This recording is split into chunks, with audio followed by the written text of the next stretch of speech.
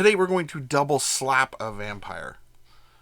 Double slap chop a vampire. Because you don't want to slap a vampire. That wouldn't work well.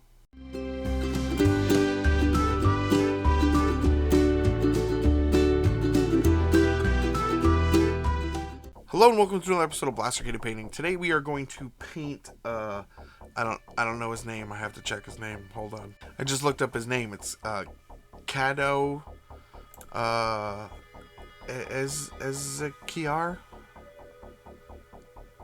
Cado Ezechiar?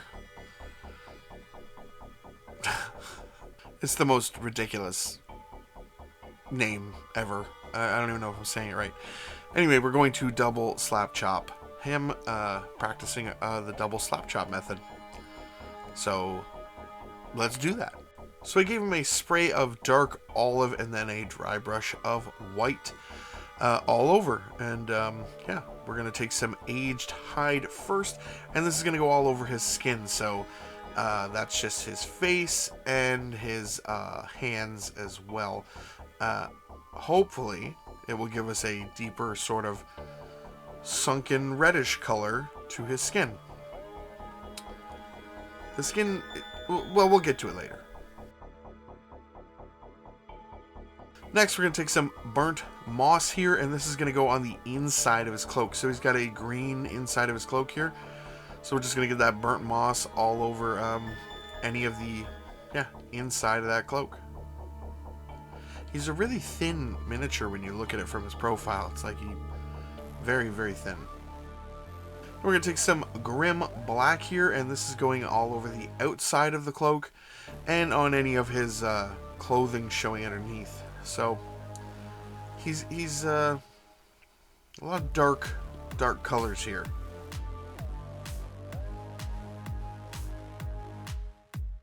Then we're taking some dusk red, and this is going to go on any of his pouches or belts. It's also going to go on the handle of his sword and dagger and the scabbard of his sword as well. So this is going to just be like a dark red leather color. Oh, his boots too. And we're going to take some cloud burst blue next, and this is going to go all over his hair.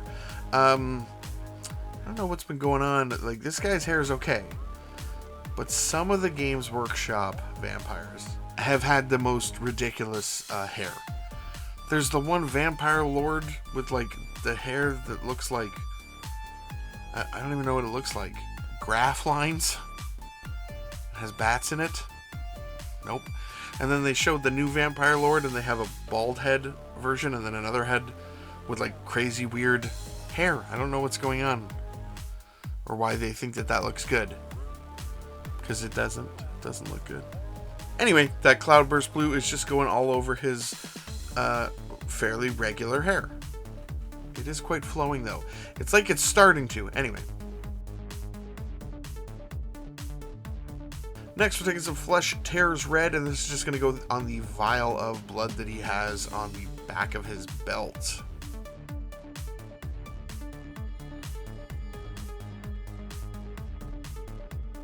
Next, we're taking some matte white. We've put down all our base colors. We're leaving the armor till the end, and we're going to dry brush the whole thing again.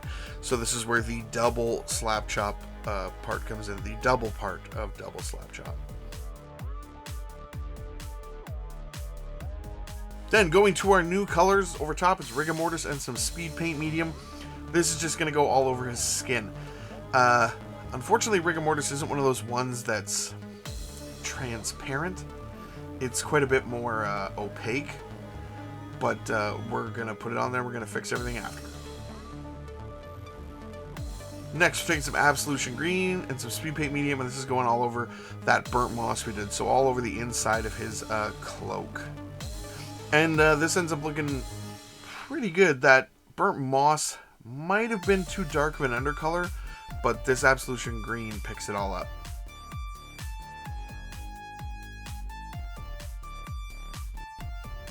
Next, we're taking some Noble Skin and some Speed Paint Medium, and this is going all over the Grim Black that we did. And this ends up looking really good with our dry brushing, because it makes it look like, sort of like a bit more of a rough material with the dry brushing underneath. But yeah, this is a nice color. Then we're taking some runic gray, and this is going all over his semi-regular hair.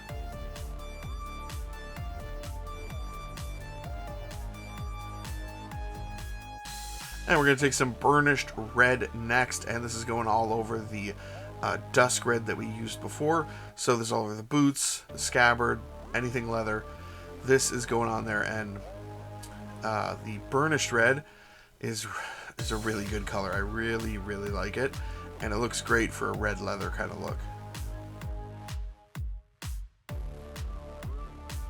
Next, we're grabbing some Reichland Flesh Shade, and this is just going to go on fairly thinly. We're thin it down a little bit if you need to with water, but this is going all over his skin just to bring some of that recess back, but still keep the rigor mortis coloring. And yeah, this fixes any of the problems that were with that rigor mortis. And we're taking some blood red here, and this is just going to go over his blood vial. I don't know, snack? Is it a snack that he just has on his belt? I just got this blood snack here.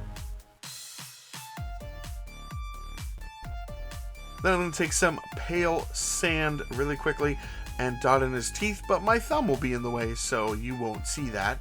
But believe me, I did it. We're going to take some Horde Bronze next, and this is going over all of the armor. So save this till the end because it will cover over any mistakes that we possibly would have made. But yeah, this is going all over the armor bits.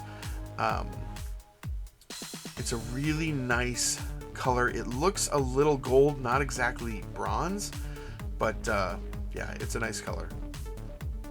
It's also going on the scabbard. And we're taking some glittering loot, and this is going to go on the hilts of his dagger and his sword, and also the, I guess it's a pommel. I think the end of it's called a pommel. Yeah, it's going all over there.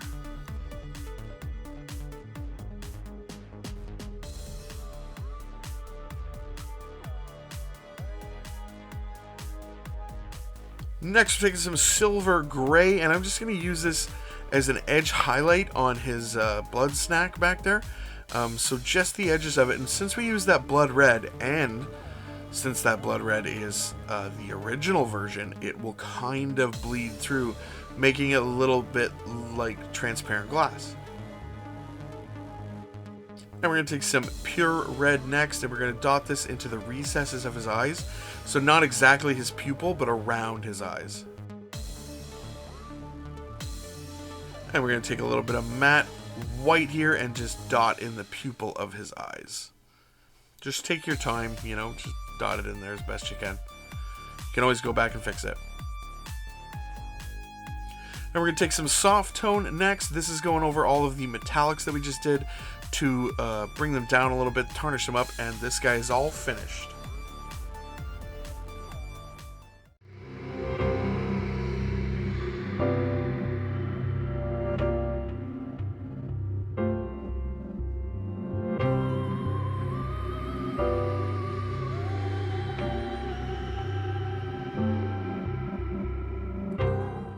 So what do you guys think?